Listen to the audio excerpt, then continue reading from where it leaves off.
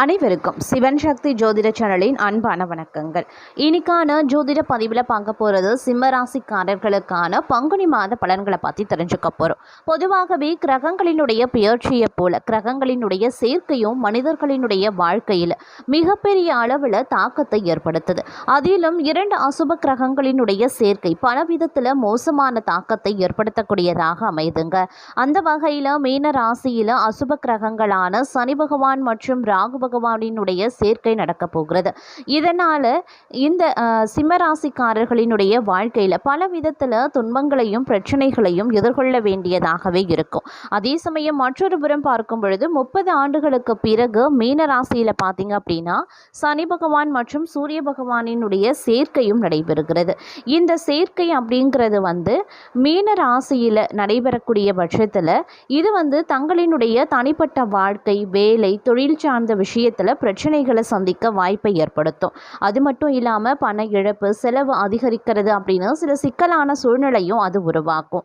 மேலும் பார்த்தோன்னா சூரிய பகவான் மார்ச் 14ஆம் தேதி முதல் மீன ராசியில் பெயர்ச்சியாகி அடுத்து 1 மாத காலம் சஞ்சரிக்க போகிறார். மீன ராசியில் பார்த்தோம் அப்படின்னா சூரியன், ராகு, சுக்கிரன், புதன் கிரகங்களோடு மார்ச் 29 சந்திரன் சனி பெயர்ச்சியால் 6 கிரகங்களினுடைய சேர்க்கையும் நடக்க போகிறது. 30 ஆண்டுகளுக்கு பிறகு மீன ராசியில் சூரியன் மற்றும் சனியின் சேர்க்கை நடக்க இருக்கிறது. இதனால் பார்த்தோம் அப்படின்னா குடும்ப உறவுல விரிசல், வேலை, தொழிலில் தொய்வு ஏற்படவும் வாய்ப்புகள் அதிகபட்சமாகவே இருக்கு. அதிலும் குறிப்பாக சொல்லணும்னா சிம்ம ராசிக்காரர்களுக்கு இந்த காலகட்டம் அப்படிங்கிறது பெருமளவில் தாக்கத்தை இது ஏற்படுத்தக்கூடிய வகையில் அமைதுங்க. ஜோதிடத்தில் சில கிரகங்கள் சுப கிரகங்களாகவும் சில அசுப கிரகங்களாகவும் குறிப்பிடுறாங்க. அதில் முக்கியமானது சனி மற்றும் ராகு அப்படின்னு சொல்லலாம். இந்த 2 கிரகங்களுமே சனி பெயர்ச்சியின் போது மீன ராசியில் சேர்ந்து சஞ்சரிக்கிறாங்க. அதாவது மார்ச் 29ஆம் தேதி முதல் மே 18ஆம் தேதி வரைக்கும் இந்த 2 கிரகங்களினுடைய சேர்க்கை மீன ராசியில் நடக்க இருக்கிறது. அதுவும் பங்குனி மாதத்தில் நடக்க இருக்கிறது. இதனால் பார்த்தோம் அப்படின்னா குடும்ப வாழ்க்கையில், தொழில் வாழ்க்கையில் பிரச்சனைகளை சந்திப்பாங்க. அந்த வகையில் பார்த்தோம் அப்படின்னா சிம்ம ராசிக்காரர்களை பொறுத்த வரைக்கும் பார்க்கும் பொழுது அஷ்டமஸ்தானத்தில் சனி மற்றும் ராகுவினுடைய சேர்க்கை நடக்குதுங்க. இதன் காரணமாக உங்களுடைய வேலை மற்றும் வியாபாரம் தொடர்பாக இழப்புகளை சந்திக்க வாய்ப்புகள் அதிகமாகவே இருக்கு. எதிரிகள் விஷயத்துல கவனமாக இருக்க பாருங்க. தேவையற்ற எதிர்மறை எண்ணங்கள் மனதில் தோன்றலாம். குடும்பம் மற்றும் பணியிடத்துல உறவுகளை பராமரிக்கிறதுல கவனம் ரொம்ப ரொம்ப முக்கியம். குடும்ப உறவுகளை அனுசரித்து செல்ல பாருங்க. சிலருக்கு உடல்நல பிரச்சனைகள் வேலையை முடிக்கிறதுல தொந்தரவு ஏற்படுத்தும். கடன் வாங்க வேண்டிய சூழல் ஏற்படலாம். இந்த காலகட்டத்தில் உங்களுடைய உணவு மற்றும் உடல் ஆரோக்கியத்தில் கவனத்தை செலுத்துவது ரொம்ப ரொம்ப நல்லது அப்படின்னு தாங்க சொல்லணும். அதே மாதிரி அஷ்டமஸ்தானத்தில் சூரியன் மற்றும் சனியனுடைய சஞ்சாரம் பங்குனி மாதத்தில் நடக்குதுங்க. இதனால் சிம்ம ராசிக்கு உடல் நலனில் கூடுதல் கவனம் தேவை. படிய மற்றும் பருவகால நோய்கள் தொந்தரவு தரவும் வாய்ப்புகள் இருக்கு. இந்த காலகட்டத்தில் தேவையற்ற பயணங்களை தவிர்ப்பது ரொம்ப ரொம்ப நல்லது. உங்களுடைய எதிரிகளால் நற்பெயருக்கு தீங்கும் ஏற்படலாம். எதிரிகள் விஷயத்தில் கவனமாக இருப்பது முக்கியமான ஒன்று. தொழில், வியாபாரம், வேலை தொடர்பான பணியிடங்களில் சூழலை உணர்ந்து செயல்பட பாருங்க. வணிக வர்க்கத்தினருக்கு நிதி இழப்பு ஏற்பட வாய்ப்புகளும் இருக்கு. அதே மாதிரி போதை வஸ்து, சோம்பல் போன்ற கெட்ட பழக்க வழக்கங்களை தவிர்ப்பது அவசியம். உங்களின் முக்கிய வேலைகள், குடும்ப பொறுப்புகள் தொடர்பாக தாமதமும் அதனால கவலையும் ஏற்படுவதற்கான வாய்ப்பு இந்த காலகட்டத்தில் அதிகபட்சமாகவே இருக்கப்பெறுகிறது. அப்படிங்கிறதுனால கொஞ்சம் கூடுமான வரைக்கும் அதீத கவனத்தோடு இருப்பதும் முக்கியமான ஒன்று அப்படின்னு நான் சொல்லணும். அதே சமயம் இந்த காலகட்டத்தை பொறுத்த வரைக்கும் பார்த்தோம் அப்படின்னா எந்த வேலை செய்வதாக இருந்தாலும் அல்லது முடிவை எடுக்கிறதுலையும் கூடுதல் கவனமாக எடுக்க பாருங்க. தொழில், வியாபாரம் தொடர்பாக திட்டமிடுறது, முதலீடு செய்யக்கூடிய விஷயத்தில் குழப்பமான சூழல் உருவாகத்தான் செய்யும். முதலீடு சார்ந்த விஷயங்களில் நிபுணர்களினுடைய ஆலோசனை பெற்ற பின்னர் செயல்படுங்க. நலம் விரும்பிகளினுடைய ஆலோசனைகளை எக்காரணத்தை கொண்டும் கொஞ்சம் புறக்கணிக்க வேண்டாம். இந்த காலம் யாரையும் கேலி கிண்டல் செய்ய வேண்டாம். உங்களுடைய பேச்சில் கவனம் ரொம்ப ரொம்ப முக்கியம்.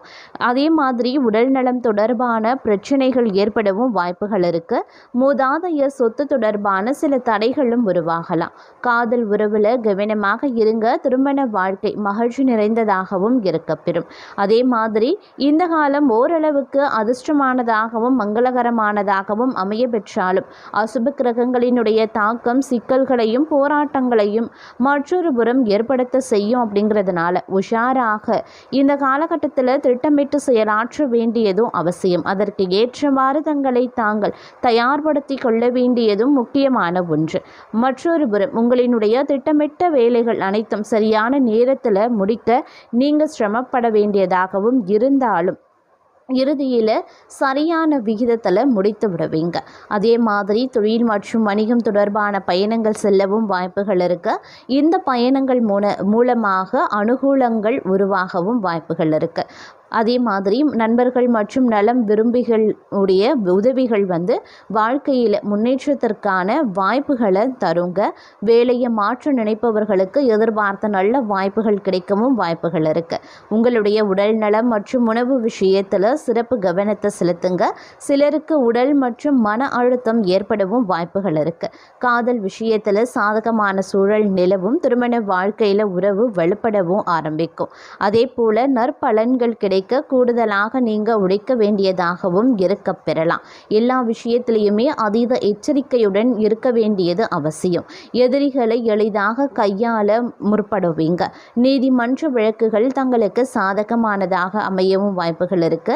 வேலை செய்பவர்களுக்கு சாதகமான சூழல் உருவாக நீங்கள் கொஞ்சம் அனுசரித்து செல்ல வேண்டியது அவசியமான ஒன்று. அதே மாதிரி அவ்வப்போது குடும்பம் தொடர்பான பிரச்சனைகள் எழவும் வாய்ப்புகள் இருக்கு. அதனால குடும்பத்தை பொறுத்த வரைக்கும் அனுசரித்து செல்ல வேண்டியது முக்கியமான ஒன்று அப்படின்னு நான் சொல்லணும். அதே மாதிரி இந்த காலத்தில் அதிர்ஷ்டம் கிடைத்தாலும் அதிர்ஷ்டத்தினுடைய ஆதரவு சற்று குறைவாகவே இருக்குங்க. இந்த காலத்தில் வீடு மற்றும் குடும்பம் தொடர்பாக சில பிரச்சனைகள் மனக்கவலையை ஏற்படுத்தலாம். பணிச்சுமை தங்களுக்கு அதிகரிக்கவும் செய்யும். அதனால் குடும்பத்தினருடன் நேரத்தை செலவிட வாய்ப்பு கிடைக்காத சூழலும் உருவாகலாம். உங்களுடைய வேலைகளை முடிக்கிறதுல சரியான திட்டமிடல் அப்படிங்கிறது ரொம்ப ரொம்ப முக்கியம். அதே போல பிள்ளைகளின் விஷயங்களில் சில கருத்து வேறுபாடுகளும் உருவாகலாம். வாழ்க்கை துணையின் உடல் நலம் கவலை தருவதாகவே இருக்கும். வேலைக்கு செல்லக்கூடிய பெண்கள் சில சிரமங்களையும் சந்திக்கவும் நேரிடலாம். காதல் உறவில் எச்சரிக்கையாகவே செயல்படுங்க. தேவையற்ற பிரச்சனைகளை எதிர்கொள்ள வாய்ப்புகள் இருக்கிறதுனால கொஞ்சம் உஷாராகவும் இருப்பது ரொம்ப ரொம்ப முக்கியமான ஒன்று அப்படின்னு நான் சொல்லணும். அதே சமயம் இந்த காலகட்டத்தை பொறுத்த வரைக்கும் எல்லா விஷயத்துலையுமே நீங்கள் கொஞ்சம் கவனமாக இருக்க வேண்டியது ரொம்ப ரொம்ப முக்கியங்க. புதிய முயற்சிகளை எடுக்கக்கூடிய ஒரு காலகட்டமாக இக்காலம் இருந்தாலும் தகுந்த ஆலோசகர்களுடைய ஆலோசனைகளை பெற்று எடுக்க பாருங்க. அதே மாதிரி நீண்ட நாள் கனவுகள் நிறைவேறுவதற்கும் வாய்ப்புகள் இருக்குங்க. திட்டமிட்ட காரியங்களில் பின்னடைவு ஏற்படுவதற்கு வாய்ப்பு இருக்குது. அதனால் சாதுரியமான முயற்சி ரொம்ப ரொம்ப முக்கியமான ஒன்று. உத்தியோகத்தில் இருக்கிறவங்களுக்கு எதிர்பாராத விவகாரங்களில் சிக்கல்கள் ஏற்படலாம். அதனால கொஞ்சம் கவனமாக இருக்க பாருங்க. தேவையற்ற பயணங்களை தவிர்த்து கொள்வது ரொம்ப ரொம்ப நல்லது. கணவன் மனைவிக்கு இடையில அனுசரித்து செல்வது ரொம்பவும் முக்கியமான ஒன்று அப்படின்னு நான் சொல்லணும். அதே மாதிரி சில நேரங்களில் பார்த்திங்க அப்படின்னா புது புது மாற்றங்களை நீங்கள் சந்திக்கக்கூடியதாகவும் இருக்கப்பெறுகிறது. இந்த காலகட்டத்தில் தேவையற்ற வாக்குவாதங்களை வளர்த்திங்க அப்படின்னா விபரீத முடிவுகள் உருவாகும்.